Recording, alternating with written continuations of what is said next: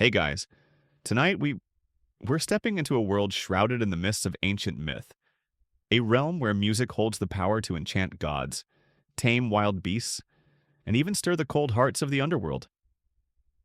Imagine the rolling hills of Thrace, vibrant with wildflowers, the air filled not just with the scent of pine and wild thyme, but with melodies so exquisitely beautiful they make the very stones weep and the rivers pause in their courses.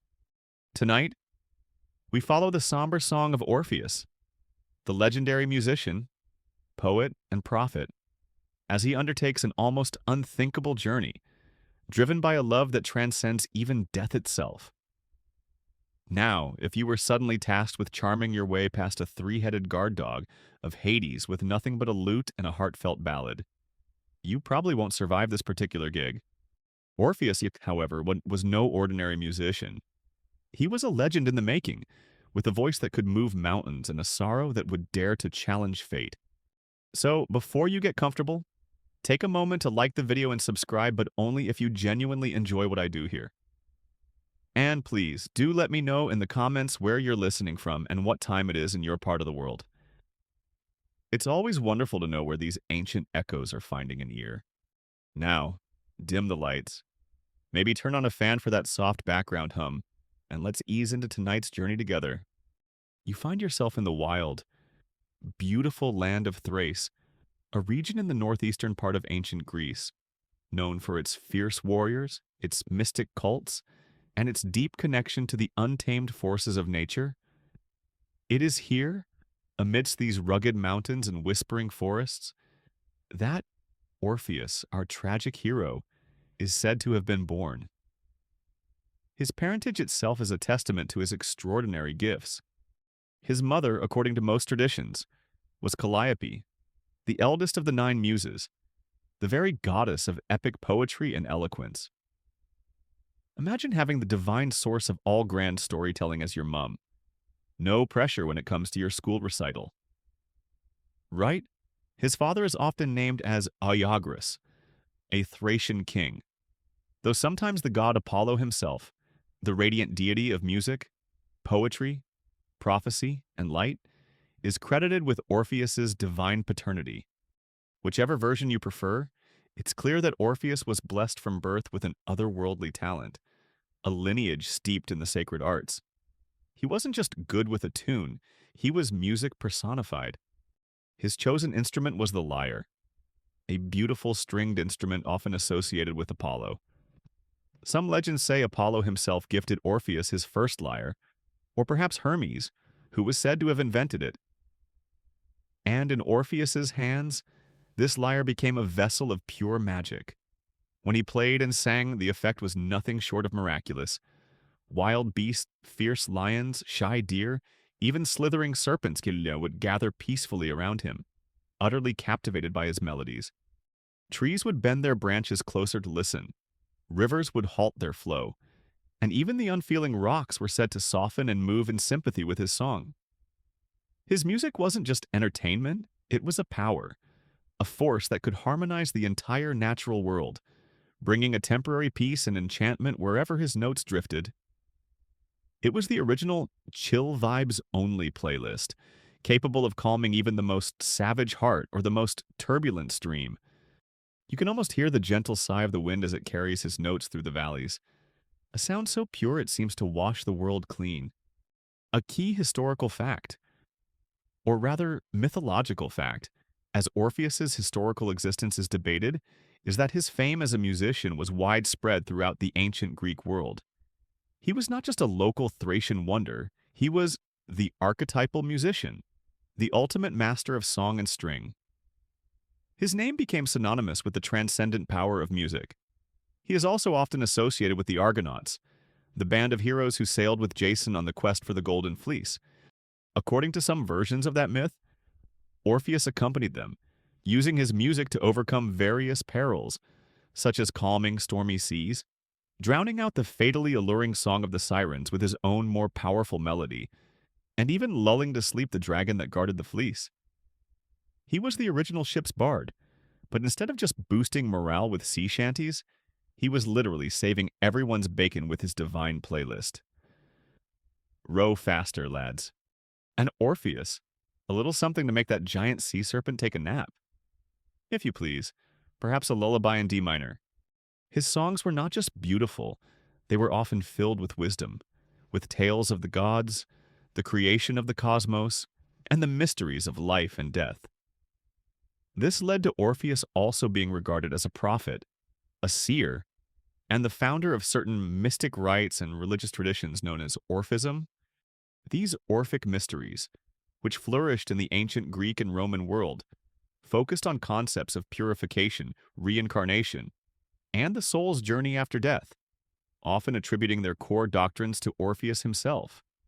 A quirky and rather intriguing tidbit is that some Orphic texts supposedly contained detailed AEI accounts of the creation of the universe and the genealogies of the gods that differed from the more mainstream Hesiotic accounts, suggesting a distinct, perhaps more esoteric, theological tradition. Historians and mythologists continue to debate the origins and true nature of Orphism. Was Orpheus a genuine historical figure whose teachings were later embellished into a mystery cult? Or was he always a purely mythical being, a personification of music's divine power, around whom these religious ideas later coalesced? It's a fascinating puzzle, lost in the mists of prehistory and early Hellenic belief.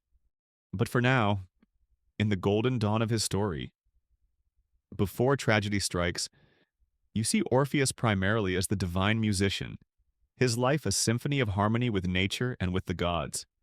He wanders the forests and mountains of Thrace, his lyre his constant companion, his voice weaving spells of beauty and peace. He is beloved by mortals, nymphs, and even the wild creatures of the earth. His world is one of lyrical enchantment, a testament to the profound, almost magical influence of art in its purest form. This is Orpheus before the fall, his song still bright, his heart untouched by the deepest sorrow that awaits him. The air around him is vibrant with melody, a golden age of sound. You're still in that idyllic, sun-dappled world of ancient Thrace, where the very air seems to vibrate with the enchanting music of Orpheus. His lyre, a gift from the gods or a symbol of his innate divine talent, not only tames wild beasts and sways the course of rivers, but also, inevitably, captivates human hearts. And among those hearts, one in particular beats in perfect harmony with his own. This is where Eurydice enters our gentle retelling, her arrival marking a period of profound joy and blissful union for the golden-voiced son of Calliope. Their love story, though ultimately fated for tragedy, begins as a radiant dawn, a perfect chord struck in the symphony of their young lives. Eurydice, in most tellings of the myth, is a nymph, a spirit of nature, perhaps an oak nymph, a dryad or a water nymph, a naiad, her beauty as captivating as the wild. Unspoiled landscapes she inhabits. Imagine her, graceful and radiant, perhaps first encountering Orpheus as he plays his lyre in a sun-dappled forest glade or by the banks of a crystal-clear stream. His music, which could charm the birds from the trees and make the flowers bloom brighter, naturally draws her in. She, a creature of nature, would be uniquely attuned to the profound harmony he creates. It's not just a pleasant tune to her, it's the very language of her world, spoken with unparalleled eloquence. It's like she's hearing the soul of the forest itself given voice. And who wouldn't fall in love with that? Oh, that fellow with the lyre again? She might have thought, peeking from behind an ancient oak. His arpeggios really do something to my chlorophyll. Their courtship, as you can imagine, would be filled with music, poetry, and the simple, profound beauty of shared moments in nature. Orpheus, his heart now filled with a new, more personal inspiration, would compose his most tender melodies for Eurydice.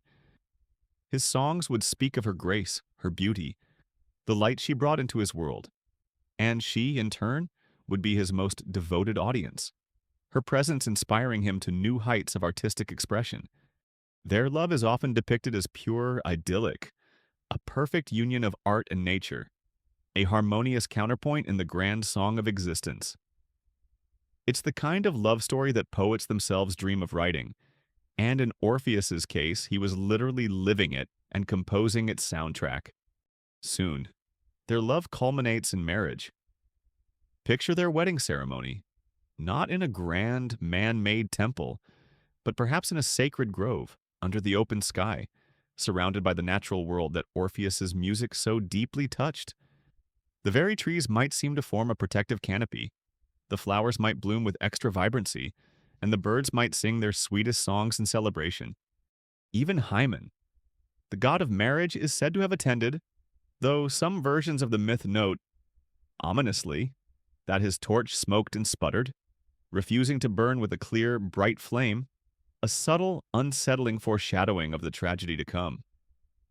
But for now, in the bliss of their union, such portents might be easily dismissed or overlooked. They are young. They are in love. And the world seems to be filled with the promise of their shared music. A historical, or rather, mythological fact often emphasized is the depth and sincerity of their mutual affection. This wasn't a marriage of political convenience or dynastic ambition. It was a true love match, which makes its eventual shattering all the more poignant. Their days together would have been filled with simple joys, amplified by Orpheus's divine gift. He would sing for her, and the world around them would respond. Their home, wherever it was, would be a sanctuary of peace and beauty. Perhaps they walked hand in hand through the Thracian meadows, his songs weaving a tapestry of sound around them, her laughter a bright, clear melody in response. It's the kind of perfect, almost too good to be true happiness that, in Greek mythology, often seems to attract the jealous attention of fate. You almost want to whisper a warning to them. Enjoy it while it lasts. Kids. Because in these old stories, unadulterated joy is usually a prequel to some serious heartbreak. Maybe invest in some really good snake-proof boots. A quirky, though entirely speculative, tidbit to imagine is what their domestic playlist might have been like. Did Orpheus compose little love songs for Eurydice over breakfast? Did they have musical in-jokes? Did he ever try to serenade her with a particularly complex Thracian blues riff? Only for her to say, "That's lovely, dear, but could you play that one about the dancing squirrels again?" The daily, intimate texture of their shared life, before tragedy struck, is something the myths often sketch lightly, focusing more on the grand drama. But it's in imagining these quiet, joyful moments that the depth of Orpheus's later grief becomes even more understandable. Historians and literary scholars often debate the symbolic significance of Eurydice. Is she merely the catalyst for Orpheus's journey? A beautiful but somewhat passive object of his love and loss? Or does she represent something more? Perhaps the fragility of happiness, the ephemeral nature of life, or even a particular aspect of nature or inspiration that Orpheus, the artist, needs and then tragically loses her character, though central to the myth is often less developed than Orpheus's, leaving much to interpretation. But for now, in this sunlit chapter of their story, Eurydice is simply the beloved wife, the muse who inspires Orpheus's most joyful songs. Their love is a beacon, a harmonious chord that resonates through the idyllic landscape they inhabit.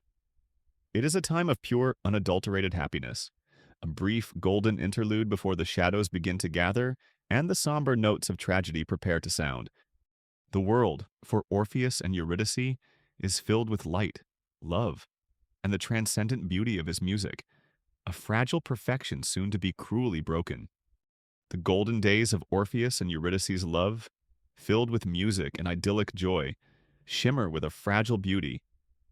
You're immersed in their world of harmonious bliss, a world where the lyre's song seems to promise eternal spring. But this is Greek mythology, dear listener, and as we know all too well, happiness in these ancient tales often walks hand in hand with impending sorrow. The fates, those implacable weavers of destiny, are about to snip a cruel thread, and the joyful melody of Orpheus's life is about to shatter into a discord of unimaginable grief. The viper's kiss is waiting in the tall green grass, a tiny, venomous harbinger of a tragedy that will echo through eternity. The exact circumstances of Eurydice's tragic demise vary slightly in different ancient tellings, but the core event remains devastatingly consistent. It often happens on their wedding day itself, or very shortly thereafter, amplifying the cruelty of her loss.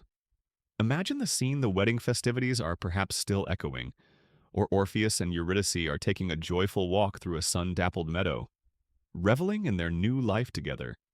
Eurydice, in her youthful exuberance, perhaps wanders slightly ahead, her laughter like wind chimes as she dances through the tall summer grasses. Collecting wildflowers, she is the picture of innocent happiness, a wood nymph perfectly at home in her sylvan domain. And then, disaster strikes, swift and silent, unseen in the verdant undergrowth. A venomous snake, a viper, or an adder, depending on the telling, lies in wait. Eurydice, her attention perhaps on a particularly beautiful bloom or the song of a nearby bird, steps too close.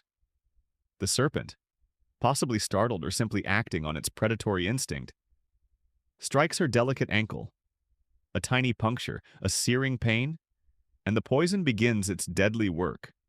She cries out, a sound that cuts through the idyllic peace of the meadow, a sound that Orpheus, her beloved, hears with a sudden, chilling premonition of disaster. It's the kind of scream that freezes your blood, the kind you know, deep in your soul, means something terrible has just happened. Oh no. You can almost hear Orpheus thinking, his own joyful song dying on his lips. That wasn't a, look, a pretty butterfly kind of yelp. He rushes to her side, his heart pounding with a dreadful foreboding. He finds her pale, collapsing, the life already beginning to drain from her. He sees the telltale marks on her ankle, the rapidly spreading effects of the venom. Despite his divine musical gifts, despite his ability to charm beasts and move stones, Orpheus is powerless against the serpent's poison. He can only hold his beloved Eurydice in his arms, watch in helpless agony as her breath grows shallow, her eyes dim, and her spirit slips away from the sunlit world of the living and into the cold, shadowy embrace of death. A key historical mythological detail that underscores the tragedy is the sheer brutal suddenness of it. One moment, she is vibrant life and laughter. The next, she is a fading echo, snatched away by a random, cruel twist of fate. The idyllic scene is shattered. The wildflower she was gathering might scatter around her still form. The joyful songs of the birds are replaced by Orpheus's first choked cries of grief. The sun, which moments before seemed to bless their love, now feels like a mocking, indifferent eye. This isn't just the death of a beloved wife. For Orpheus, it's the death of his world, the silencing of his music, the extinguishing of his light. The viper's kiss is not just a physical wound on Eurydice's ankle, it's a fatal blow to Orpheus's soul. Some versions of the myth add another layer of tragic irony by introducing a character named Aristeus, a minor god or demigod of beekeeping and other rural arts. In these tellings, Aristeus becomes enamored with Eurydice's beauty and pursues her through the woods.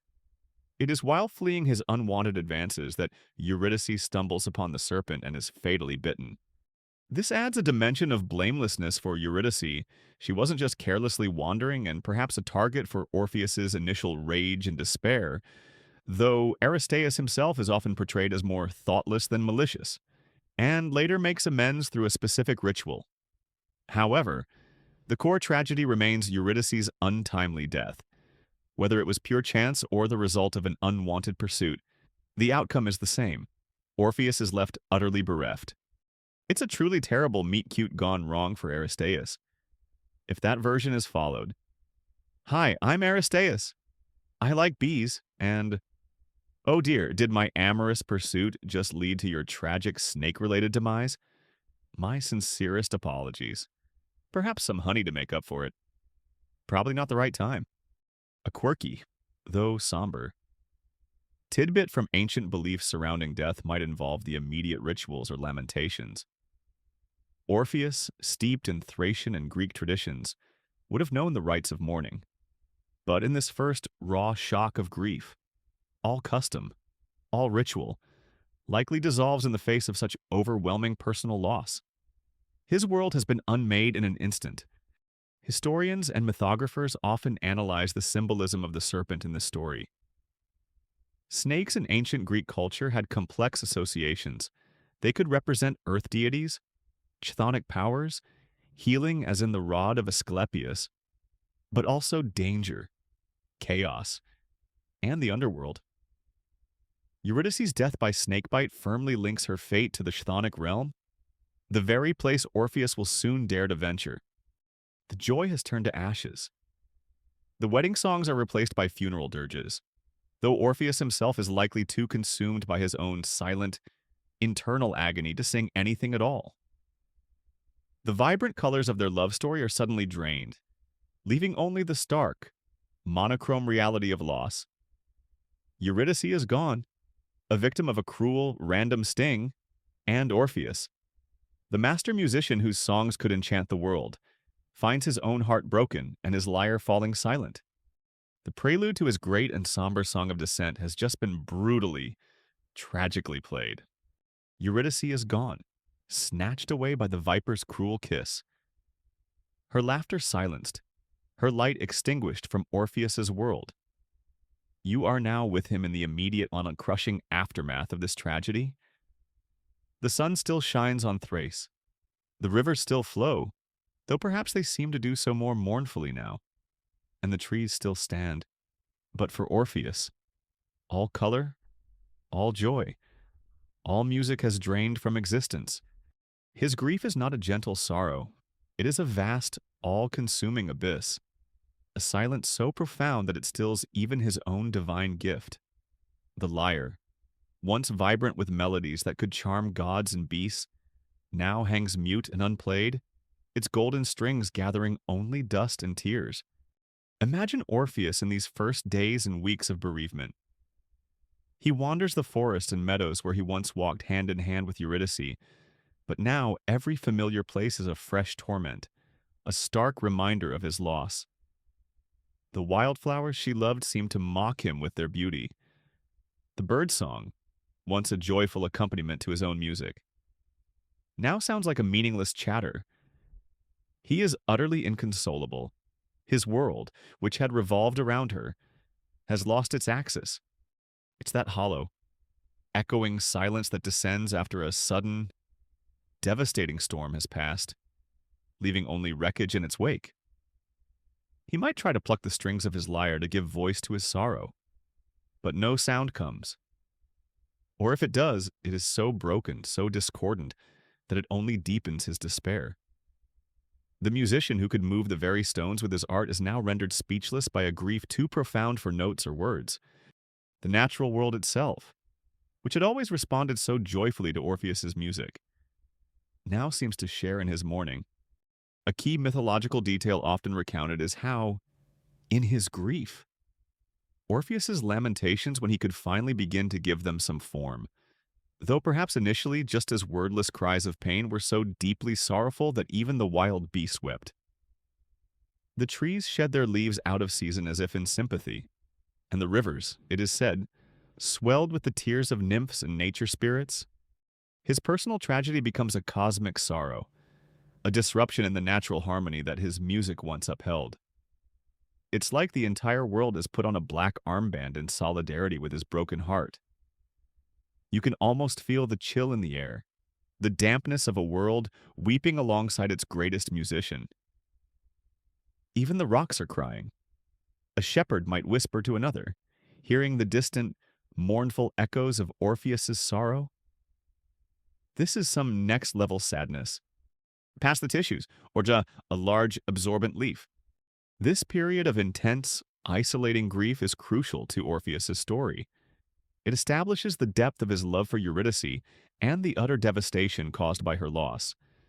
It is this profound despair that will eventually drive him to undertake his audacious, almost unthinkable journey to the underworld. He is not just missing his wife, he is fundamentally broken. His very essence as a musician and a lover shattered. His daily life becomes a walking torment, a constant reliving of his loss. He shuns human company, finding no solace in the words of others. Food has no taste. Sleep offers no respite, only more dreams of Eurydice. A quirky, though somber, cultural tidbit related to ancient Greek mourning practices might involve specific rituals: the tearing of clothes, the covering of ashes on the head, the offering of libations to the dead, and the singing of formal laments or dirges threnodies.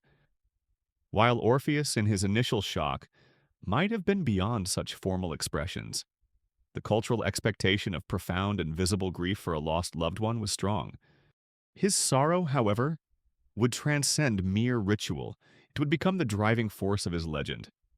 It's during this period of silent desolation that the idea, the desperate, impossible resolve, begins to form in Orpheus's mind. He cannot accept Eurydice's death. His love for her, his need for her, is stronger than his fear of the unknown, stronger even than his respect for the immutable laws of life and death. He, the master musician whose songs could charm all of creation, begins to wonder, could his music, the one power he possesses, possibly move even the stony hearts of the gods of the underworld? Could he, a living mortal, dare to tread the dark paths of Hades and plead for the return of his beloved? Historians and psychologists who analyze myths often discuss the function of such profound grief narratives. Do they serve as a way for societies to process the universal experience of loss, to explore the limits of human endurance, and to ponder the mysteries of death and what might lie beyond Orpheus's story? In this sense becomes a powerful exploration of bereavement and the desperate lengths to which love will drive us. The silence of Orpheus's lyre is a potent symbol. Music, which was his lifeblood, his connection to the divine and the natural, is now absent. The world is muted, not just for him, but in a way for everyone and everything that had once resonated with his song. This silence is a void, a vacuum that demands to be filled. And it is out of this profound, sorrowful silence, this utter desolation of spirit, that Orpheus will find a new, almost terrifying, kind of inspiration. The inspiration to challenge death itself, to embark on a journey from which few, if any, mortals had ever returned. His grief has reached its nadir, and from that dark place a sliver of desperate hope and a monumental resolve begins to emerge. The lyre may be silent now, but it will soon sing its most somber, most powerful, and most fateful song. The world around Orpheus is muted, reflecting the profound silence of his own grieving heart. Days, weeks, perhaps even months have passed since Eurydice was cruelly snatched away by the viper's kiss, and his sorrow shows no sign of abating. His lyre, once the source of such joy and enchantment, remains unplayed, an abandoned symbol of his lost happiness. But you sense a change beginning to stir within him. The initial shock and a paralyzing despair are slowly, almost imperceptibly, giving way to something else, a desperate, audacious, and utterly unprecedented resolve. He will not accept Eurydice's permanent absence. And so, the thought that was once a mere whisper of mad hope now solidifies into a concrete plan. Orpheus, the living mortal, will journey into the shadowy depths of the underworld itself to plead for her return. This is no small decision. The underworld, Hades' realm, was, for the ancient Greeks, a place of dread, a one-way destination for the souls of the dead. It was a land of eternal gloom, guarded by fearsome creatures and ruled by a stern, implacable god and his enigmatic queen. Mortals did not simply stroll in for a visit and expect to come out again. A key historical mythological fact is that very few heroes in Greek mythology ever successfully ventured into the underworld and returned alive.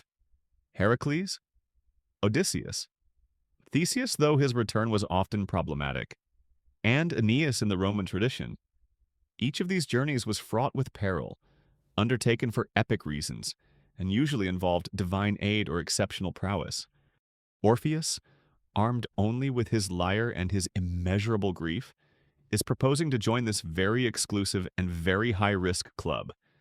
It's like deciding to casually hike Mount Everest in your sandals because you left your favorite teacup at the summit. Incredibly bold, wildly improbable, and likely to end very, very badly for most people. What drives him to such a desperate course? It is, of course, his overwhelming love for Eurydice and the unbearable agony of her absence. His life without her is a hollow echo, his music silenced. He feels he has nothing left to lose. But there's also perhaps a sliver of faith in his own unique power is the power of his music.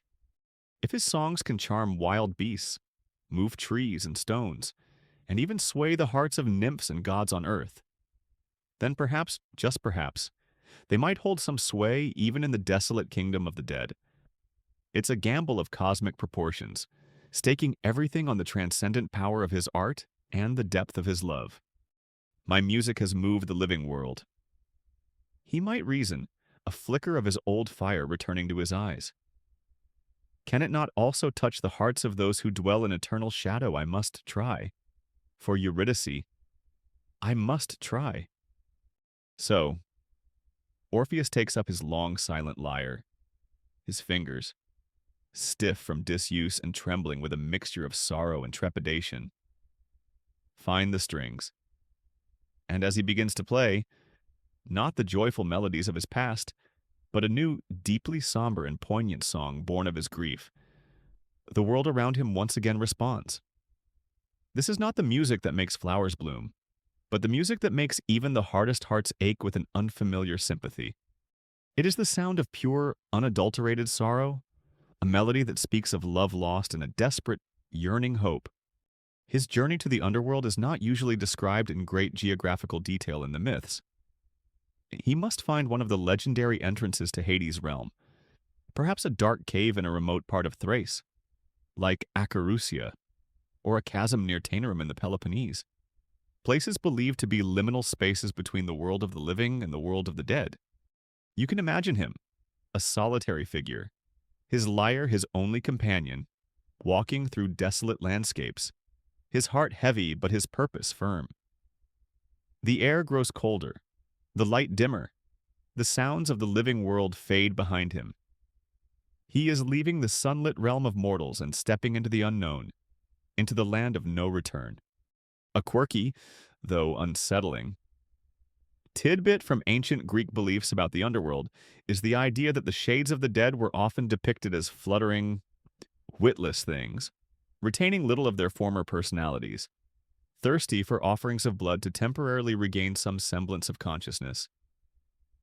This vision of a joyless, shadowy afterlife makes Orpheus's quest to retrieve Eurydice's full, vibrant spirit all the more poignant and audacious. He is not just seeking a ghost, he is seeking to reclaim a life.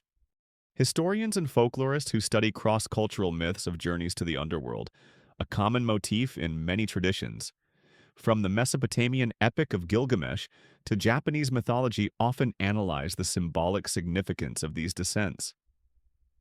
Is Orpheus's journey a shamanic quest, a poet's exploration of the deepest mysteries of life and death, or a psychological allegory for confronting profound grief?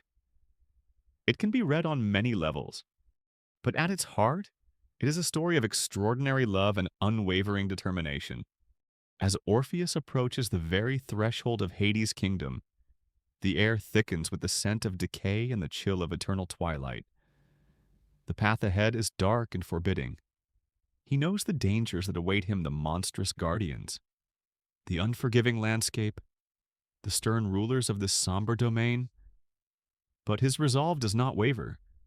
His lyre is tuned, his voice, though filled with sorrow, is ready to sing its most desperate, most persuasive song. He is a living man, daring to intrude upon the realm of the dead, armed not with weapons, but with the transcendent power of music and a love that refuses to accept defeat. The gates of the underworld, or at least its first formidable obstacles, lie just ahead. Orpheus, his heart a heavy stone of grief, yet alight with a desperate, flickering flame of hope, has made his way to the very edge of the underworld. You feel the chill of this desolate place. The air thick with the scent of damp earth and something ancient, something sorrowful. Before him lies the first great obstacle, a barrier that separates the land of the living from the realm of the dead, the river Styx. Or perhaps Acheron in some tellings. Its dark, oily waters flowing sluggishly, a forbidding moat around Hades' kingdom. And on its gloomy bank, he sees the hunched ancient figure of Charon, the grim ferryman of souls, waiting with his rickety, time-worn boat. This is no cheerful river cruise. This is the final one-way passage for the departed. Charon, as you might imagine, is not exactly known for his sunny disposition or his willingness to provide return tickets. His job is to ferry the shades of the properly buried dead across the river to their eternal abode, provided they have the obol enemy, a small coin placed in their mouth at burial, to pay his fare. He's a gnarled, unkempt, and thoroughly curmudgeonly figure. His eyes accustomed to the sight of endless sorrow, his ears deaf to pleas and lamentations. He's seen it all, heard it all, and he's not easily impressed. He's the ultimate gatekeeper, the bouncer at the Underworld's exclusive and very permanent club. And he certainly doesn't make a habit of transporting living mortals, especially not in the going-in direction with an intent to come back out. Right. You can almost hear Charon grumbling as Orpheus approaches. Another one. Got your coin. No coin, no crossing, and don't even think about asking for a frequent flyer discount. My rates are fixed, and frankly, my dear, I don't give a Styx. But Orpheus approaches Charon not with a coin, for he is not dead, nor with threats or pleas in ordinary words. He has a different currency, a more powerful offering is music. He lifts his lyre, its golden strings seeming to catch whatever faint, Stygian light permeates this gloomy shore, and he begins to play and sing. The melody that pours forth is not one of earthly joy, but a song steeped in his profound sorrow, his desperate love for Eurydice, and his unyielding determination to reclaim her. It's a lament so pure, so heartbreakingly beautiful, that it seems to resonate with the very essence of loss and longing that saturates this desolate place. A key mythological detail is the immediate and unprecedented effect of Orpheus's music on Charon and the very environment of the Stygian shore. The grim ferryman, who has heard countless cries of despair from newly arrived souls without a flicker of emotion, finds himself strangely moved. His gnarled hand, gripping his oar, might still for a moment. His ancient, world-weary eyes might even, for the first time in centuries, show a hint of something other than grim duty. Perhaps a reluctant sympathy, a flicker of forgotten sorrow. The normally restless whispering shades of the dead, those countless souls awaiting passage, also fall silent, drawn by the unearthly beauty of the sound. For a moment, the usual mournful sighs and rustlings of the Underworld's entrance are stilled, replaced by the transcendent power of Orpheus's song. He sings of his love for Eurydice, of their brief, sunlit happiness, of the cruel viper's bite that snatched her away in her prime. He sings of his unbearable grief, of a world emptied of joy, of a lyre silenced by sorrow. And he sings of his desperate and perhaps foolish hope that he might persuade the rulers of this dark kingdom to show mercy, to bend the immutable laws of fate just this once. His voice, filled with genuine anguish and an artist's divine skill, weaves a spell that even the hardened ferryman of Hades cannot entirely resist. It's like he's found Charon's one soft spot, the tiny, dust-covered emotional button that hasn't been pushed since the Bronze Age. A quirky, though poignant, aspect of this scene might be the reactions of the other shades. These are souls who have already accepted their fate, who are resigned to their shadowy existence. Yet, hearing Orpheus's song of profound human love and loss, they too are moved. Perhaps some of them weep ethereal tears, remembering their own lost loves from the world above. Orpheus's music, in this desolate place, becomes a universal lament, speaking not just of his personal sorrow, but of the sorrow inherent in mortality itself. And so, the impossible happens. Charon, the unyielding ferryman, charmed and perhaps even shamed by the depth of Orpheus's devotion and the power of his art, agrees to ferry him across the Styx. He does so without demanding the usual fare, for Orpheus's song has been payment enough, a currency more valuable than any earthly coin in this realm of shadows. As Orpheus steps into the rickety boat, his lyre still softly singing, he is one of the very few living mortals ever to make this crossing willingly. And with the ferryman's consent, the dark waters part before them, carrying him deeper into the mysteries and terrors of the underworld. Historians and literary critics often analyze this scene as a powerful metaphor for the ability of art, particularly music, to transcend even the most formidable barriers, to touch even the most hardened hearts, and to bridge the seemingly unbridgeable gap between life and death, at least emotionally. Orpheus's song doesn't just entertain Charon, it changes him, however temporarily, making him act against his very nature. The first great obstacle has been overcome, not by force, not by trickery in the usual sense, but by the sheer disarming power of sorrowful beauty. Orpheus has charmed the gatekeeper, but his journey is far from over. The deeper, more terrifying regions of Hades' kingdom and its formidable three-headed guardian still lie ahead. Yet for now, as Charon's boat scrapes against the far shore of the Styx, Orpheus steps out, his resolve perhaps a little stronger, his hope a little brighter, knowing that his music, his most precious gift, still holds power even in the land of the dead. Orpheus has successfully crossed the murky, sorrowful waters of the river Styx, Charon himself subdued by the sheer, heartbreaking beauty of his song. You step with him onto the desolate shores of the underworld proper, a land of perpetual twilight, where the air is cold and still, and the only sounds are the faint, rustling whispers of countless unseen shades. But before he can venture further into this grim kingdom, before he can even hope to approach the throne of Hades and Persephone, he must face the next, and perhaps most terrifying guardian of this infernal realm, Cerberus, the monstrous three-headed hound of hell. Cerberus is no ordinary dog. He is a creature of nightmare, a gigantic beast with 3 snarling heads, each filled with razor-sharp teeth, his eyes glowing with a malevolent, fiery light. His mane is said to be a writhing mass of venomous snakes, and his growl is like the rumbling of thunder mixed with the screams of the damned.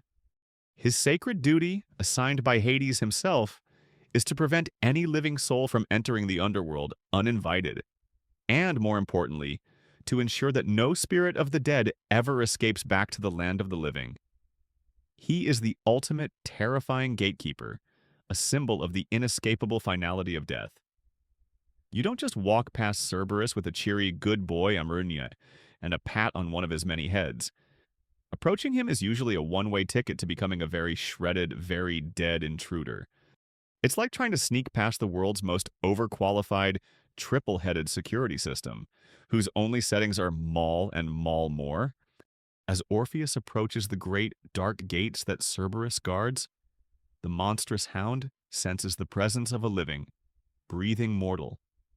His 3 heads turn, his 6 eyes fix upon the intruder, and a deafening tripart growl rips through the gloomy air, a sound that would make even the bravest hero's blood run cold.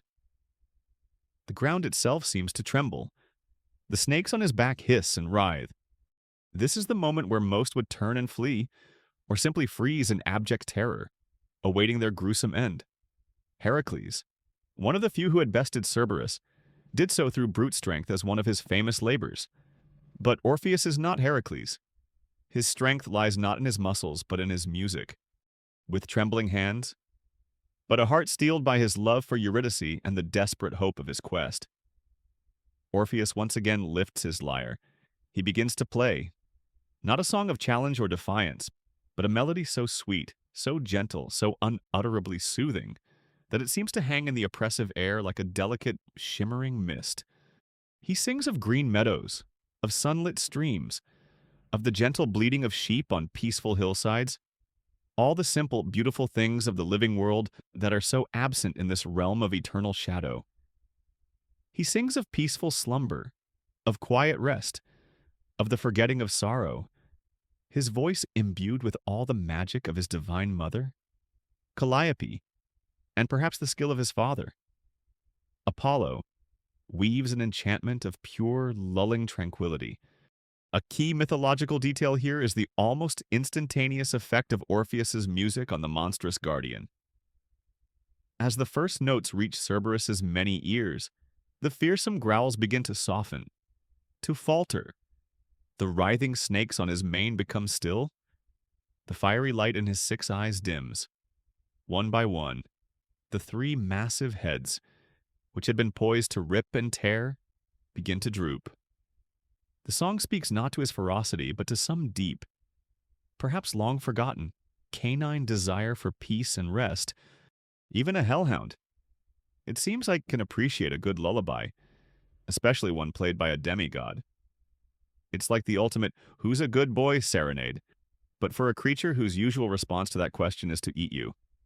The melody continues, soft and hypnotic, and soon, the great Cerberus, the unyielding guardian of Hades' gates, succumbs entirely to its spell. His massive body relaxes, his 3 heads rest upon his paws, and a series of deep, sonorous triple snores begin to echo through the gateway.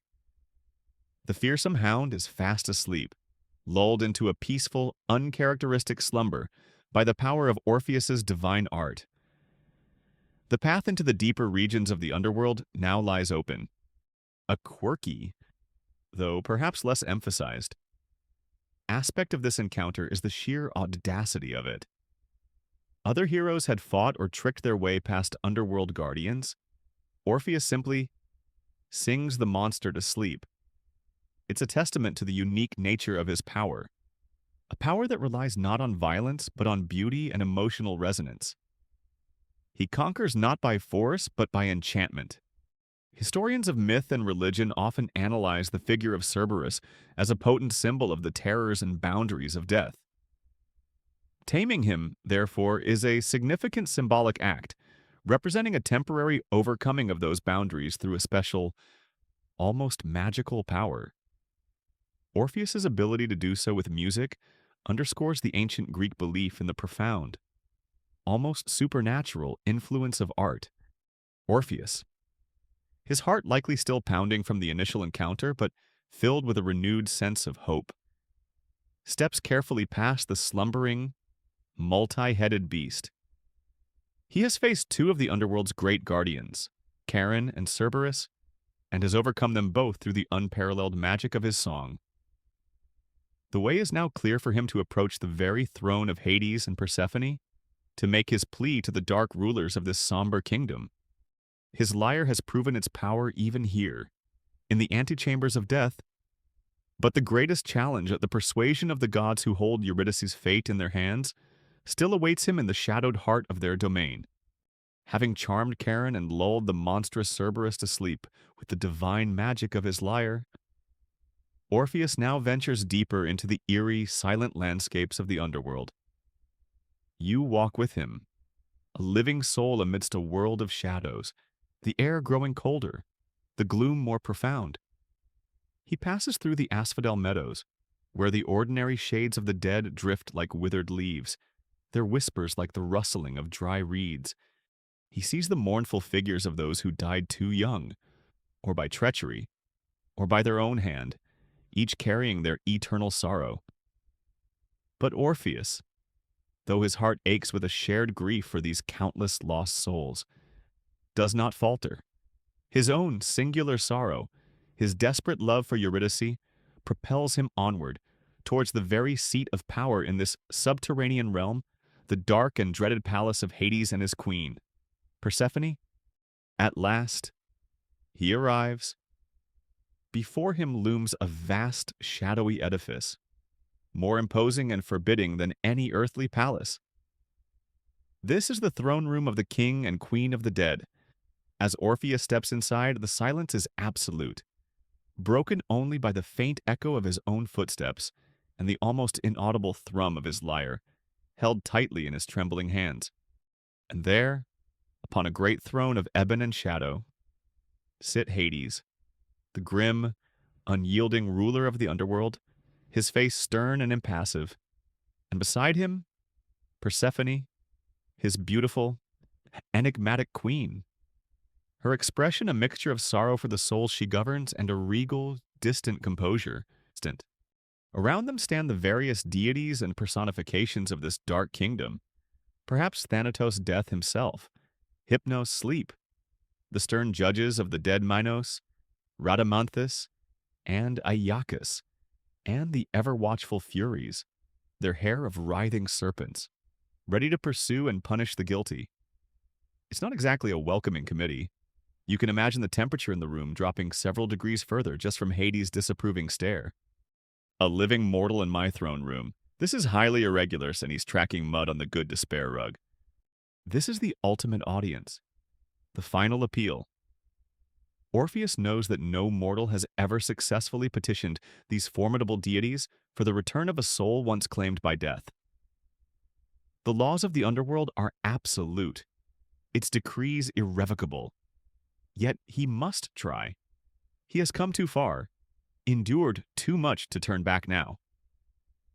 Taking a deep breath, his eyes perhaps still stinging with unshed tears, but his resolve firm. Orpheus lifts his lyre, and he begins to sing his song of supplication. This is not the lulling melody he used for Cerberus, nor the plaintive tune that swayed Charon. This is a song that pours forth the very essence of his being, his boundless love for Eurydice, the idyllic joy of their brief time together, the sudden, brutal horror of her death, and the unendurable, soul-crushing grief that has consumed him ever since. He sings of the sunlit world she has lost, of the flowers that will never feel her touch, of the music that will never again echo with her laughter. He sings of his own desolate existence, a world without color, without meaning, without her. His voice, a gift from the muses, soars through the vast, silent throne room, filled with such raw, authentic sorrow, such desperate longing that it seems to penetrate even the cold, unfeeling stone of the palace walls. A key mythological element is the sheer power of his grief expressed through music. He isn't just telling them a sad story, he's making them feel the full weight of his despair. He doesn't try to defy their power or question their authority. Instead, he appeals to their own experiences, their own hearts, if hearts they still possess in this realm of eternal night. He reminds Persephone of her own abduction by Hades, of her own sorrow at being parted from the world of light and her mother. Demeter. He speaks to Hades of the power of love, a force that even the gods are not immune to. He doesn't demand, he implores. He doesn't bargain with threats. He offers the only currency he has, the overwhelming truth of his love and his pain, woven into a melody of unparalleled beauty and sorrow. It's the ultimate act of vulnerability, laying his broken heart bare before the sovereigns of death. He's essentially saying, I know your rules are absolute. I know this is an impossible request, but please just listen to how much this hurts. And perhaps, just perhaps, you'll understand. A quirky, though profoundly serious, aspect of his plea is that he's not asking for Eurydice to be spared death forever. He acknowledges that all mortals must eventually come to this realm. He is merely asking for a loan, for her to be returned to him for the natural span of her life, after which she will, of course, return to Hades' kingdom as all mortals must. He is asking for a reprieve, a chance to live out their love, not an outright overturning of the laws of mortality. This careful phrasing, this acknowledgement of their ultimate authority, may have been a crucial part of his persuasive strategy. As Orpheus sings, his fingers dancing over the strings of his lyre, the notes filling the vast, cold hall, an extraordinary thing begins to happen. The stern, impassive faces of the underworld's rulers begin to show something. A flicker of emotion, a hint of sympathy. The Song of Orpheus, born of a love that dares to challenge death itself, is beginning to work its magic even here, in the deepest, darkest heart of Hades' realm. The most powerful beings in the kingdom of the dead are listening, and for the first time in perhaps eons, they are truly moved. Historians and mythologists often consider this scene the pinnacle of Orpheus's power as a musician and a symbol of art's ability to touch even the most unyielding aspects of existence. His plea is not just a personal appeal. It's a testament to the enduring human desire for love and life in the face of inevitable mortality. The fate of Eurydice, and indeed Orpheus's own, now hangs in the balance, dependent on the effect of his somber, beautiful song on the shadowy monarchs before him. Orpheus stands in the vast, silent throne room of Hades, his song of love, loss, and desperate supplication echoing through the chilling air.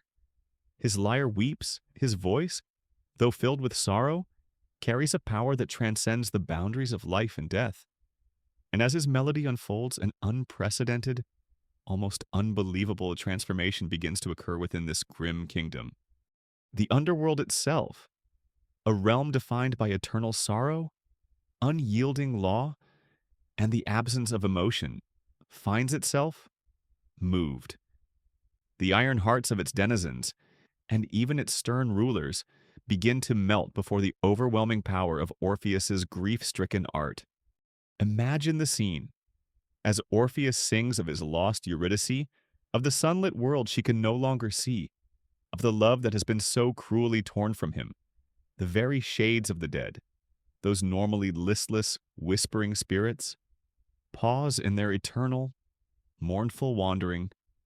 They gather closer, drawn by a sound so beautiful, so filled with genuine human emotion, that it pierces through their shadowy apathy.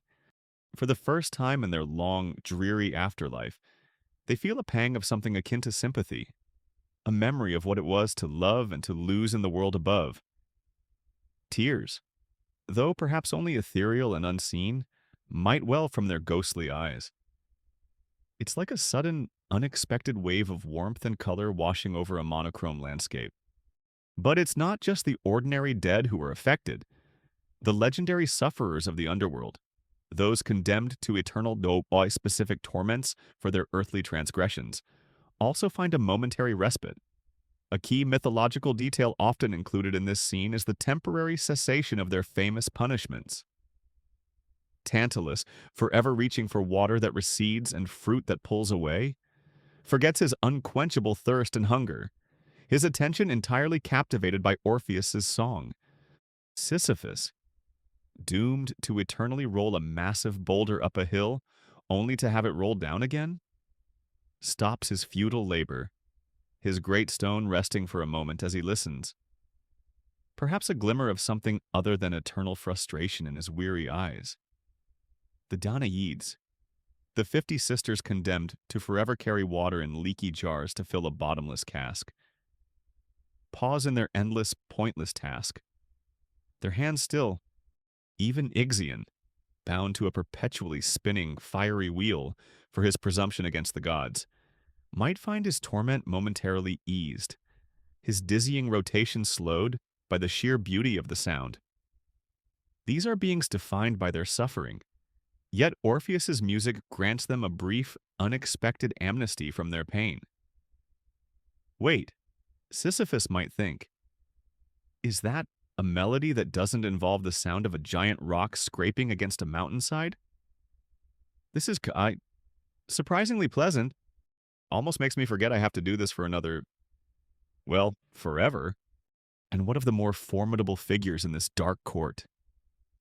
The Furies, the Erinyes, those terrifying goddesses of vengeance with snakes in their hair, and eyes that weep blood, whose hearts are usually as hard as adamant, find their cheeks wet with tears, tears not of blood, but of genuine sorrow, shed for the first time in their long, grim existence.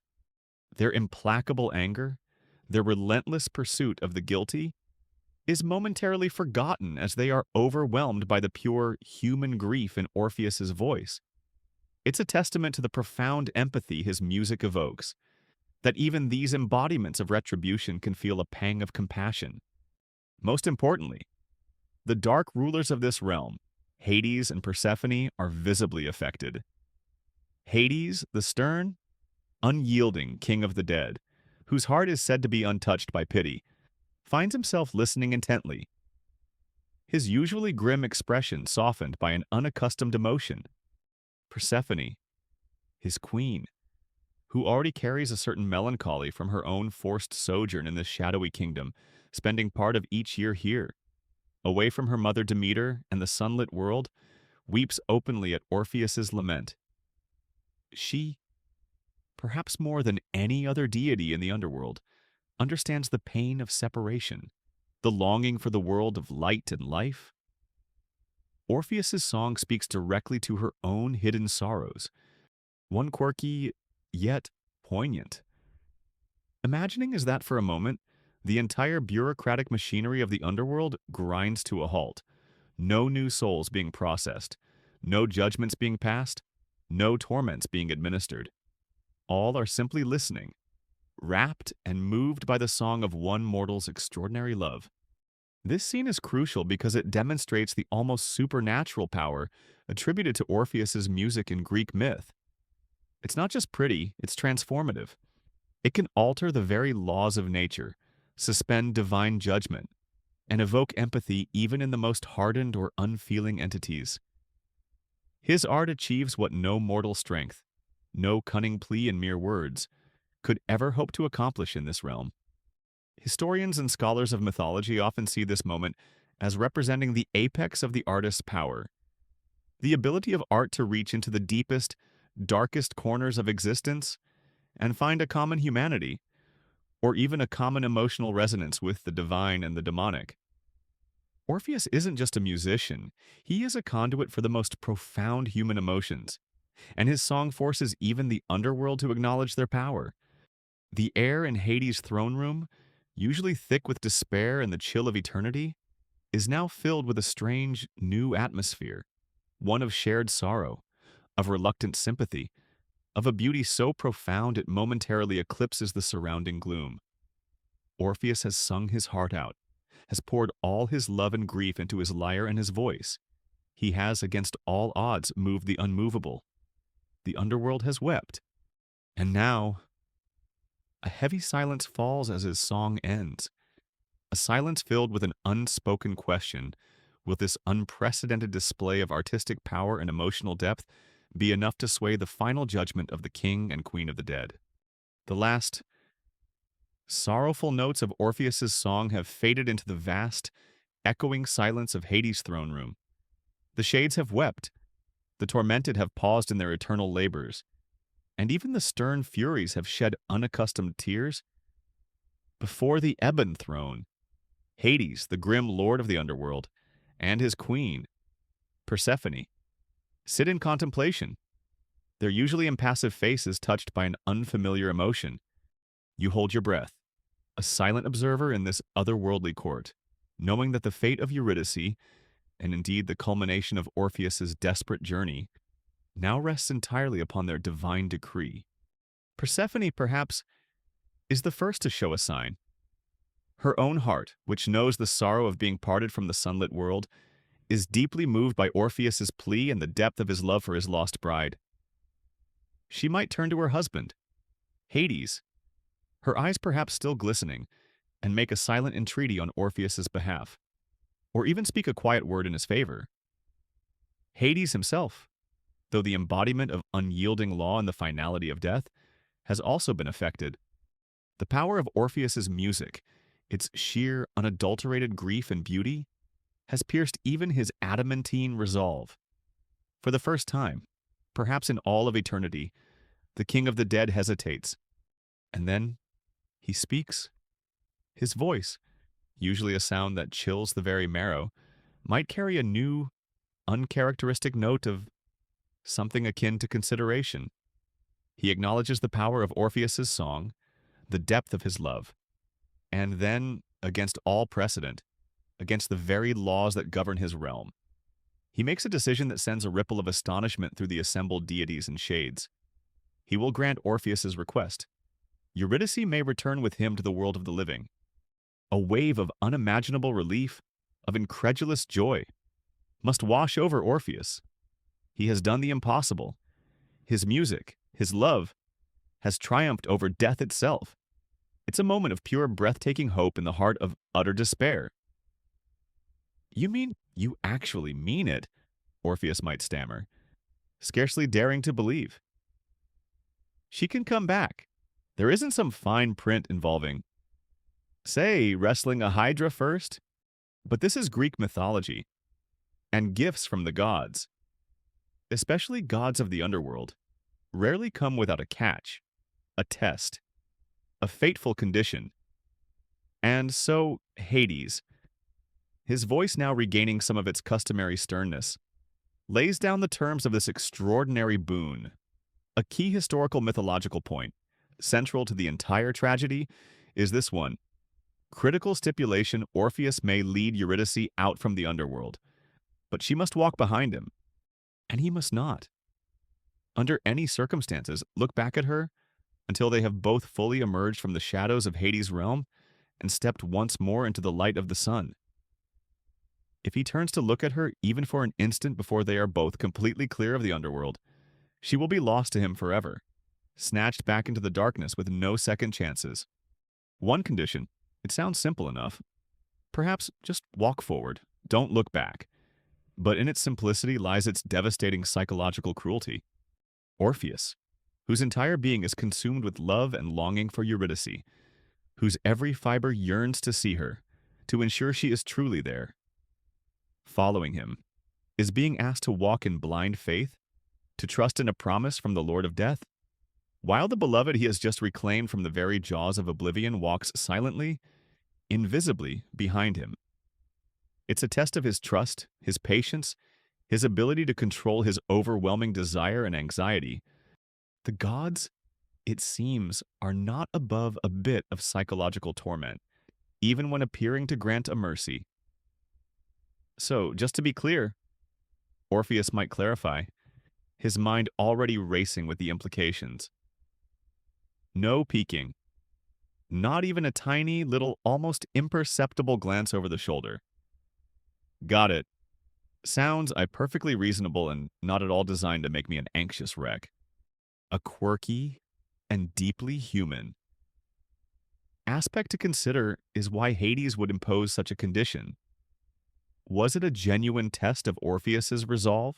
Was it a subtle way of ensuring that the laws of the underworld were not too easily broken? A reminder that death still held the ultimate power? Or was it perhaps even a touch of divine caprice?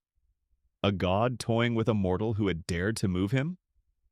The motivations of the gods are often opaque. Historians and literary scholars have endlessly analyzed this fateful condition. Is it a metaphor for the fragility of hope, the dangers of doubt, the idea that some things once lost can never be truly reclaimed in the same way? Or does it speak to the nature of memory and loss, that to truly move forward, one must sometimes resist the urge to constantly look back at what has been taken? The interpretations are many and varied, adding to the myth's enduring power. For now, though, Orpheus has his glimmer of hope, his one precious chance. Hades has given his word. Eurydice will be summoned from the depths, her shade restored to a semblance of life, and she will be allowed to follow him. The path out of the underworld will be long and arduous, filled with shadows and silence, and every step will be a torment of uncertainty for Orpheus. But the bargain has been struck. The somber song has achieved its impossible aim. Yet the final, most challenging movement of this tragic opera is just beginning.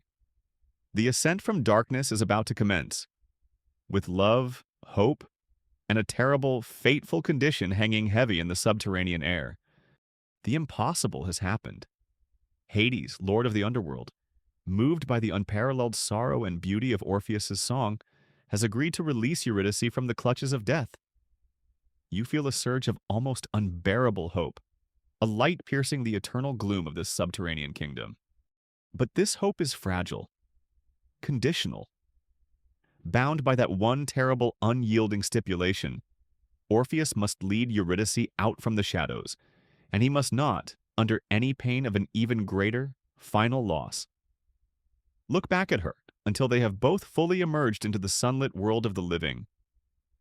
The journey back, therefore, is not one of triumphant procession, but a tense, agonizing ascent, fraught with doubt, longing, and the ever-present threat of that one fatal glance. Eurydice is summoned. Her shade, perhaps pale and insubstantial at first, is brought forth from the deeper regions where the spirits of the dead reside. She is restored to a semblance of life, able to walk, to follow, though she is often depicted as being silent, or perhaps forbidden to speak. During this liminal passage between death and life, imagine Orpheus's heart leaping as he senses her presence, even if he cannot yet see her face or hear her voice. She is there. She is real, or real enough to follow. His beloved, given back to him by the very gods of death. It's a miracle, a reprieve almost too profound to comprehend. He probably wants to shout for joy, to turn and embrace her, to weep with relief. But he cannot. The condition. He must turn his face towards the distant promise of light and begin the long, arduous climb. And so, the ascent begins. Orpheus leads the way, his lyre perhaps now playing a softer, more hopeful, yet still deeply anxious melody. Behind him, at a little distance, follows the silent shade of Eurydice. The path is steep, dark, and treacherous, winding upwards through the labyrinthine corridors and gloomy landscapes of the underworld. They pass by the whispering fields of asphodel again. But this time, Orpheus's focus is entirely on the path ahead, and on the almost unbearable awareness of Eurydice walking silently in his wake. Every rustle of her ghostly garments, every faint footfall if she even makes one, every subtle shift in the air behind him is a torment and a reassurance. Is she still there? Is she keeping up? Does she understand the condition, the vital importance of his not looking back? His mind must be a whirlwind of hope, fear, and an almost overwhelming desire to turn. Just for a second. To see her. To confirm her presence. It's like trying to walk a tightrope over a bottomless chasm while carrying your most precious possession, and being told not to check if it's still secure in your arms. The psychological pressure is immense. A key mythological detail often emphasized is the profound silence of this journey, or at least the silence from Eurydice.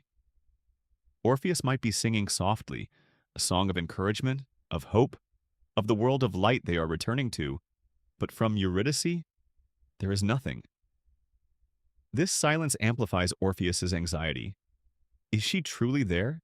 Is she well? Is she even real? The lack of her voice, which he loved so dearly, must be a constant, gnawing source of doubt. Just a few more steps. My love. He might whisper into the darkness ahead, his voice trembling. We're almost there. Please, still be with me. The journey is long. They pass through realms of deeper shadow, perhaps past the very gates where Cerberus now stirs fitfully in his enchanted sleep, past the shores of the Styx where Charon grimly awaits his next passengers. The air gradually becomes less cold, the darkness less absolute. A faint glimmer of distant light, the light of the living world, appears far ahead, a tiny pinprick of hope in the oppressive gloom. This is the most dangerous moment. As they draw closer to the threshold, as the promise of escape becomes almost tangible, Orpheus's anxiety, his desperate need for reassurance, reaches an unbearable peak. He has endured so much, resisted the urge to look back for so long. But the silence from behind him, the fear that this might all be a cruel trick of the underworld gods, that she might have faltered, or that she might not be there at all, becomes overwhelming. A quirky, or rather deeply human and understandable, element of this part of the myth is the psychology of that final moment of doubt. He has almost succeeded. They are on the very cusp of salvation. Why, then, this sudden fatal urge to look back? Is it simply human frailty? The inability to sustain blind faith in the face of such overwhelming emotional pressure? Is it a momentary lapse in his resolve? A flicker of mistrust in the god's promise? Or even in Eurydice's ability to follow? Or is it, perhaps, an unconscious, tragic impulse. A self-sabotage born of a love so intense it cannot bear uncertainty for a second longer. Historians and literary scholars have offered countless interpretations of Orpheus's fateful backward glance. Some see it as a symbol of the artist's need to possess and understand the object of his inspiration, even if it means destroying it. Others view it as a commentary on the nature of memory and loss, that in trying too hard to hold on to the past, to bring back what is gone, we inevitably lose it again. The exact meaning remains elusive, adding to the myth's tragic depth. But whatever the underlying reason, as they reach the very edge of the underworld, with the light of the living world just a breath away, Orpheus, in an agony of love and doubt, makes his fatal mistake. The ascent from shadow, which had been filled with such fragile hope, is about to reach its heartbreaking, irreversible climax. The whispers of papyrus from ancient tellings almost seem to pause here, holding their breath for the tragedy they know is coming. You are with Orpheus in the silent shade of Eurydice, standing on the very precipice of the living world. The long, dark, treacherous ascent from the depths of Hades is almost complete. Ahead, you can see it, feel it, the faint, warm glow of sunlight, the distant murmur of earthly sounds, the sweet scent of living air. It's the promise of life, of reunion, of their love reclaimed from the clutches of death itself. Eurydice is just behind him, a fragile, silent presence. The one terrible condition laid down by Hades still hangs heavy between them. Orpheus must not look back at her until they are both fully clear of the underworld's domain and bathed in the sun's true light. Every instinct, every fiber of his being, screams at him to turn, to reassure himself that she is truly there, safe, and about to re-enter the world with him. The tension is almost unbearable. He takes another step, then another, his feet finding the upward path that leads out of the cavernous exit of Hades' realm. Perhaps it's the cave at Tanarum, or some other shadowed portal between the worlds. He can hear, or perhaps just sense, Eurydice's faint, ghostly footfalls behind him. The silence from her is a torment. Is she weary? Is she afraid? Is this fragile and resurrected life too ephemeral to withstand the journey? His mind, already stretched taut by grief, by the horrors he has witnessed, and by the sheer audacity of his quest, is now a battlefield of love, hope, and a creeping, insidious doubt. Just a little further, he might be whispering, more to himself than to her, his knuckles white as he clutches his lyre. The sun, I can almost feel its warmth. The light ahead grows stronger, no longer a distant pinprick but a tangible beckoning radiance. He can distinguish the shapes of earthly trees, hear the faint song of a living bird. He is so close. One more step, perhaps two, and he will be out, fully emerged from the shadows. And then, just as his own feet cross that final threshold, just as he himself steps into the blessed sunlight of the upper world, the doubt, the overwhelming love, the desperate need to see her, to confirm her presence, to share this moment of triumphant return with her, becomes too much to bear. He has done the impossible, faced down the gods of death, charmed the uncharmable. Surely, now, at this very last instant, it is safe. Surely the bargain is fulfilled. He has reached the light. She must be just a footstep behind him, also about to emerge. His heart, overflowing with a mixture of elation and unbearable anxiety, makes a fatal decision. A key mythological moment, perhaps one of the most famous and heartbreaking in all of Greek literature, is this precise instant. Orpheus, his own body now bathed in the golden light of the sun, forgets, or perhaps in his overwhelming emotion chooses to ignore, the exact letter of Hades' law. Both of them must be fully in the light, driven by an irresistible impulse and an agony of love and fear. He turns. He looks back, and for a fleeting, heart-stopping moment, he sees her, Eurydice. There she is, his beloved. Her form perhaps still a little ethereal, a little shadowy, but undeniably her eyes meet his, and in them he might see a dawning joy, a recognition, perhaps even a silent, loving reproach for his doubt. It is the moment he has lived for, journeyed through hell for. He sees her. She is real. She is with him. The relief is so immense, so powerful, it almost stops his heart. Eurydice. Her name is a silent scream in his soul. He might even reach out his hand.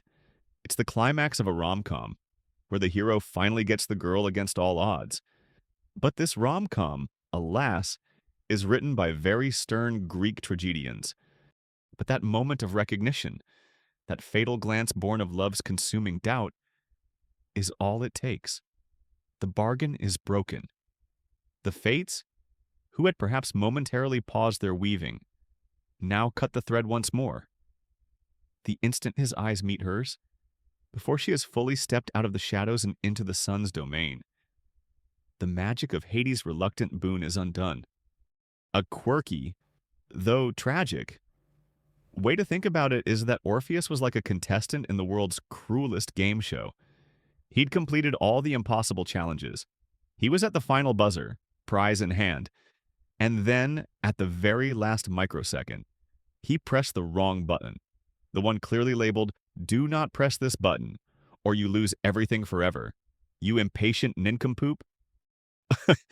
Except, of course, Orpheus's failure wasn't born of foolishness, but of an overwhelming, all-too-human love and anxiety.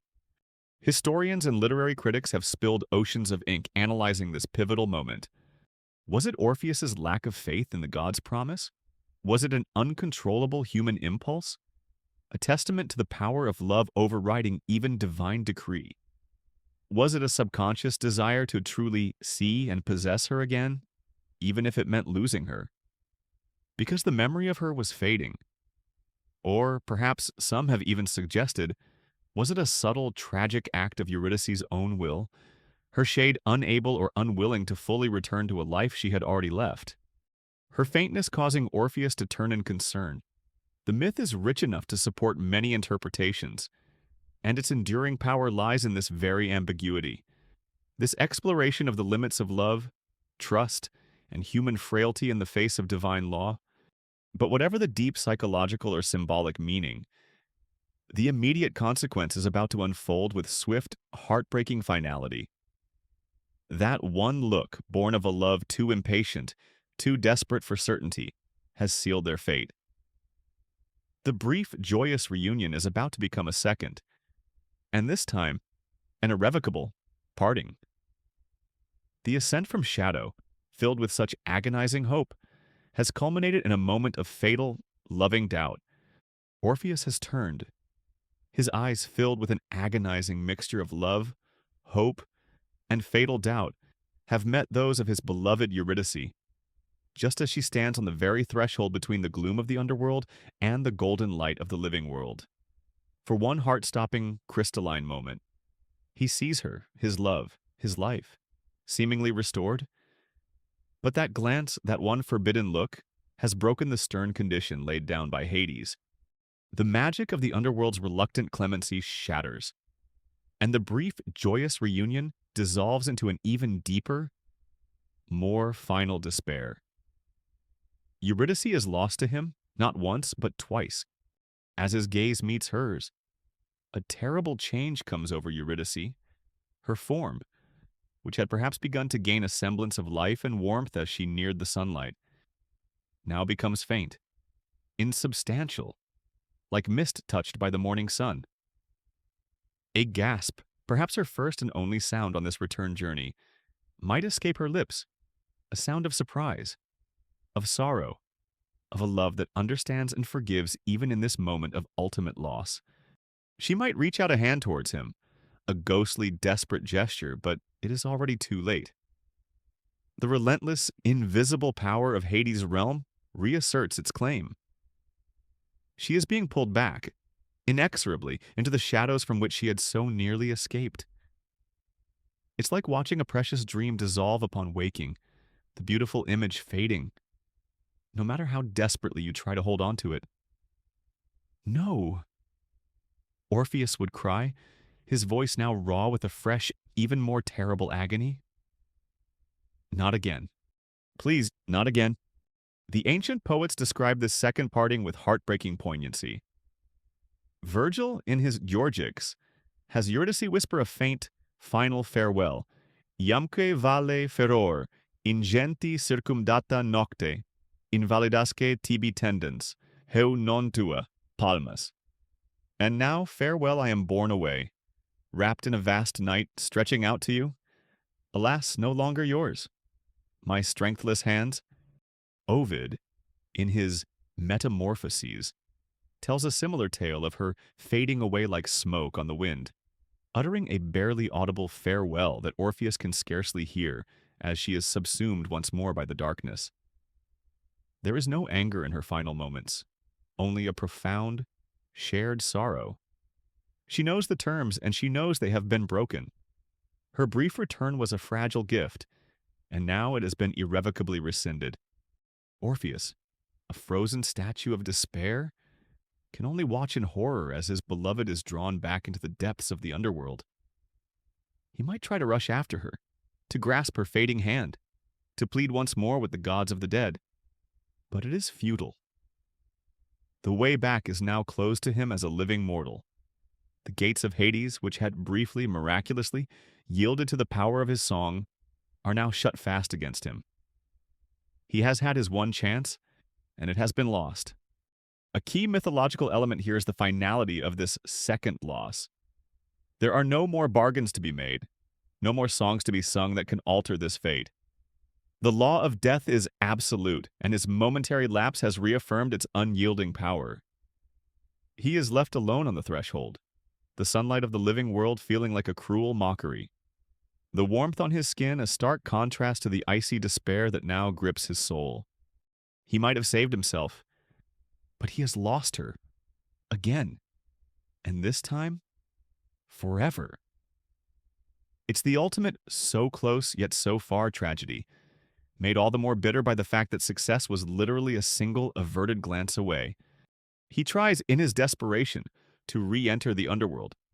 For 7 days, the myths say, he lingers by the banks of the Styx, fasting, weeping, and singing his mournful pleas to Charon, begging the grim ferryman to take him across once more. But Charon? His heart perhaps briefly touched before, but now hardened again by duty and the immutable laws of his realm, refuses. The boat remains on the far shore. Orpheus's music, which once charmed him, now falls on deaf ears, or perhaps ears that are deliberately deafened. The gatekeeper of the dead has done his one favor. There will not be another. Sorry, mate. Charon might grunt from across the murky water if he deigned to speak at all. Rules are rules. No re-entries for the living, especially not for those who can't follow simple instructions. Your frequent lamenter miles have expired.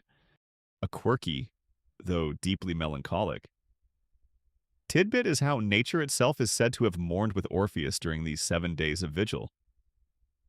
The birds ceased their song, the beasts hid themselves away, and even the winds seemed to hold their breath, listening to his unending lament. But the gods of the underworld remained unmoved. Eurydice was gone, a shade among shades once more, and Orpheus was left with a grief that was now truly inconsolable, a wound that would never heal.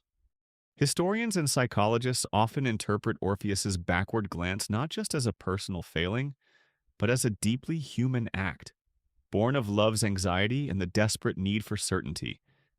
In that critical moment, the fear of losing Eurydice again, the doubt that she was truly there, overwhelmed his ability to trust and obey.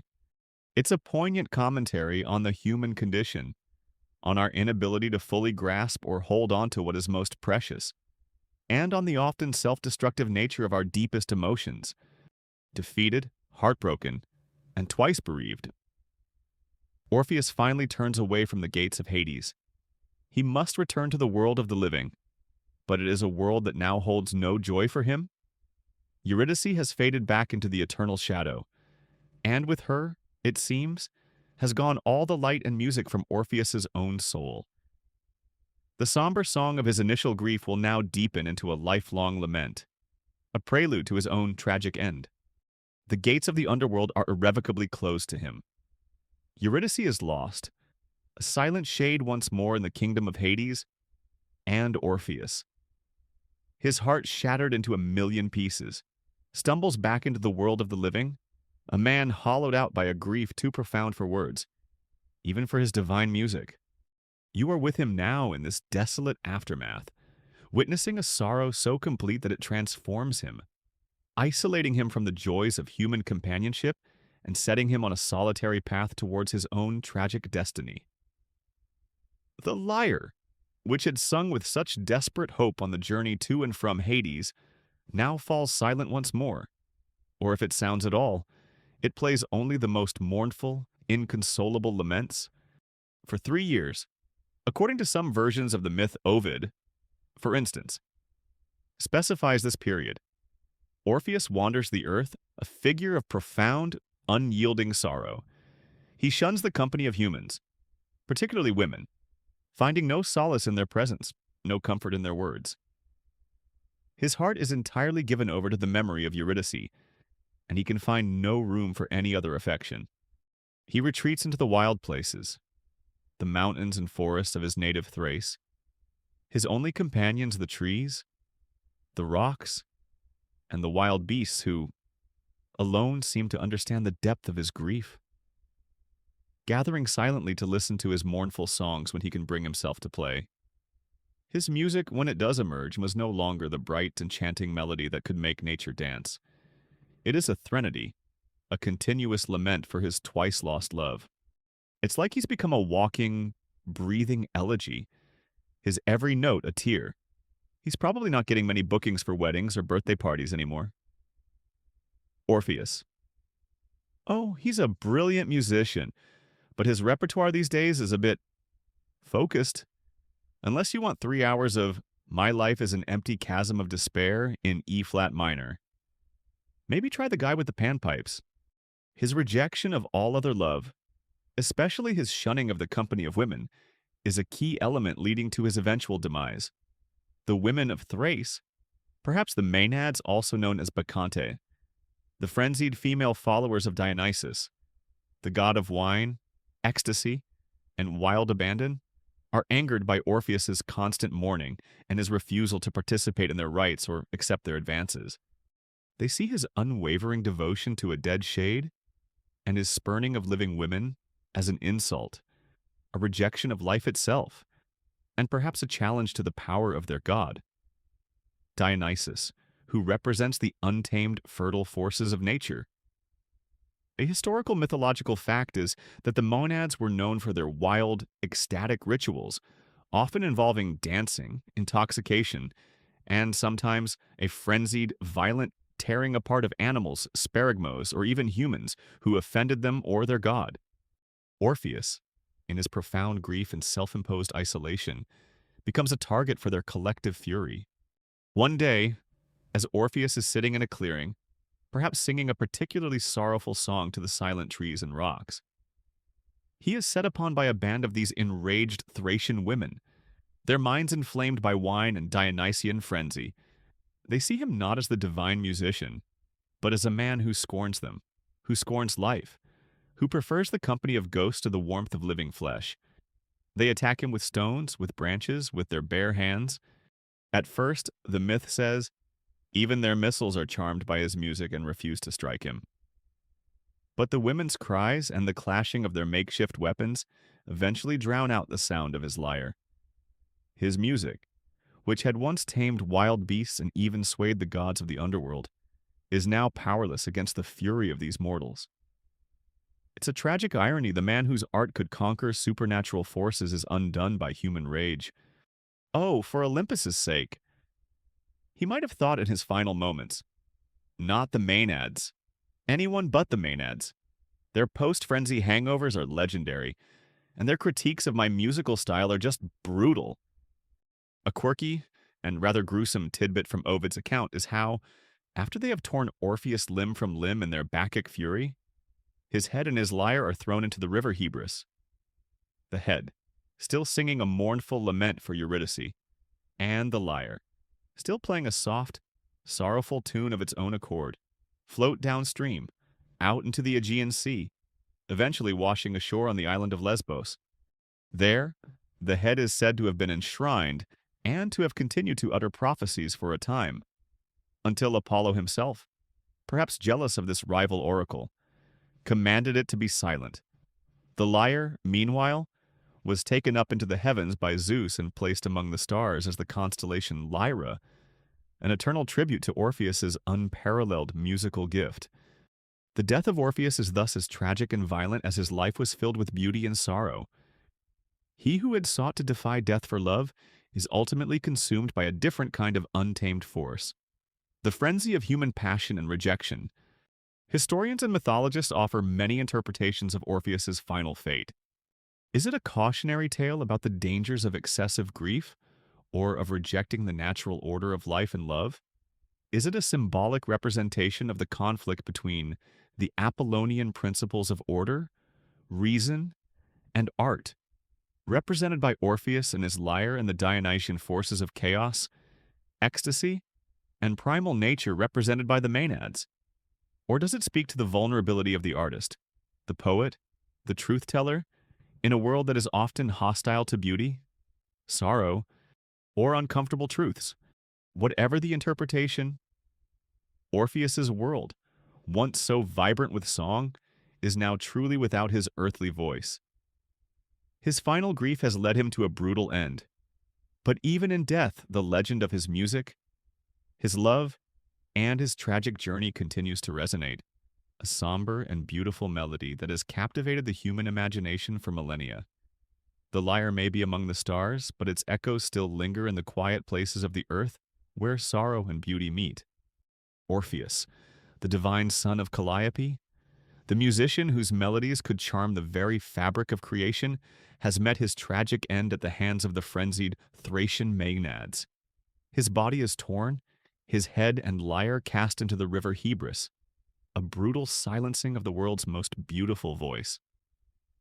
You are left contemplating the somber aftermath, the echoes of his final lament, and the enduring multifaceted legacy of this extraordinary figure. For even in death, Orpheus's story, his music, and the profound themes of his myth continue to resonate. His lyre now metaphorically and literally placed among the stars. The most immediate and poignant legacy of Orpheus is, of course, the enduring power of his myth as a story of profound love and devastating loss. The tale of Orpheus and Eurydice, their idyllic love, her tragic death, his audacious descent into the underworld, and the ultimate heartbreaking failure of his quest due to that one fatal backward glance, has captivated poets, artists, musicians, and philosophers for over 2 millennia. A key historical fact is that the Orpheus myth is one of the most frequently retold and reinterpreted stories from classical antiquity, appearing in countless poems from Virgil and Ovid in ancient Rome to Rilke in the 20th century. Operas from Monteverdi's L'Orfeo, one of the earliest operas, to Gluck's Orfeo ed Euridice, and many more. Paintings, sculptures, and films. Each generation seems to find new meaning and new emotional resonance in this timeless tale of love's power and human frailty. It's the ultimate tragic romance, the one that makes even the most cynical among us reach for a tissue, or at least pretend something is caught in our eye. No, I'm not crying because a mythical musician lost his wife twice due to poor impulse control. It's just these darned allegorical onions someone is cutting nearby. Beyond the romance, Orpheus endures as the archetypal artist, the embodiment of music's transcendent, almost supernatural power. His ability to charm wild beasts, move inanimate objects, soothe savage guardians, and even stir the hearts of the gods of death, all through the magic of his song and lyre, elevates music to a sacred, transformative force. He represents the artist as a seer, a shaman, a civilizing influence who can bring harmony to chaos and articulate the deepest truths of human experience. This ideal of the divinely inspired musician has profoundly influenced Western conceptions of art and the role of the artist in society. Then there is the legacy of Orphism, that enigmatic mystery religion or philosophical movement associated with his name. While the precise doctrines and practices of Orphism are still debated by scholars due to the fragmentary nature of the evidence, much of it from later Neoplatonic writers or tantalizing gold tablets found in graves, it appears to have offered its initiates a different vision of the afterlife from mainstream Greek religion. Orphic beliefs often included concepts of the soul's divine origin, its fall into a cycle of reincarnation, metempsychosis, the need for purification and ascetic practices to escape this cycle, and the promise of a blessed afterlife for the initiated. These ideas, which emphasized a more personal, spiritual path to salvation and a more hopeful vision of what lay beyond death, were influential in certain philosophical circles and may have subtly impacted the development of later religious thought, including some currents within early Christianity. A quirky tidbit: some Orphic hymns, attributed to Orpheus himself, survive, offering prayers and invocations to various deities and painting a picture of a complex, somewhat syncretic cosmology. Whether Orpheus wrote them or they were written in his name is, of course, part of the mystery.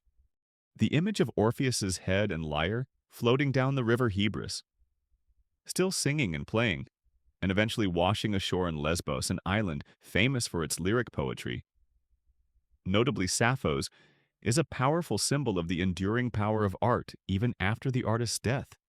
His music, his voice, literally lives on, becoming a source of oracular wisdom and poetic inspiration. And the placement of his lyre among the stars as the constellation, Lyra solidifies his immortality in the heavens, a nightly reminder of his story and his gift. You can look up on a clear night, find that small, beautiful constellation, and remember the Thracian bard whose music once enchanted the world. Historians of religion and myth continue to explore the deeper meanings embedded in the Orpheus narrative.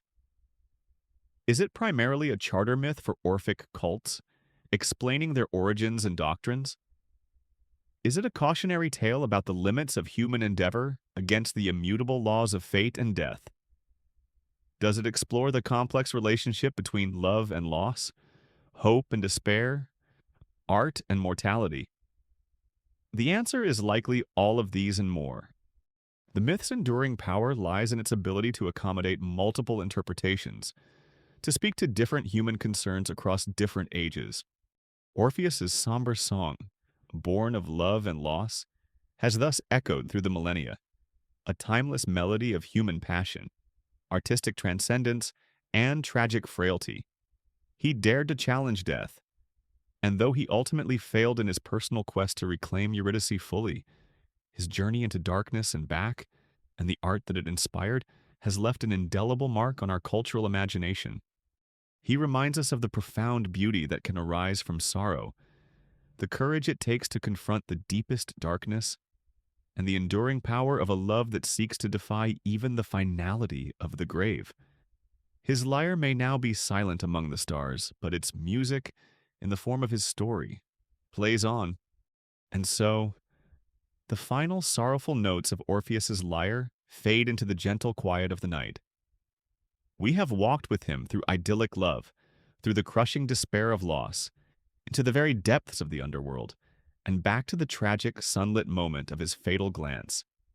His story, a tapestry woven with threads of divine music, unwavering devotion, and heartbreaking human error, reminds us of the profound power of art to express our deepest emotions and to confront the greatest mysteries of existence. As the echoes of his somber song recede from your mind, allow the weight of his tragedy to lighten, to transform into a quiet appreciation for the beauty and fragility of love, and the enduring strength found even in sorrow. The mist of ancient Thrace and the shadows of Hades' realm now dissolve into the peaceful darkness around you. May your own heart be untroubled, and your dreams be filled with a soft, harmonious melody, a gentle peace that lingers long after the last note has sounded. End of script. Sweet dreams.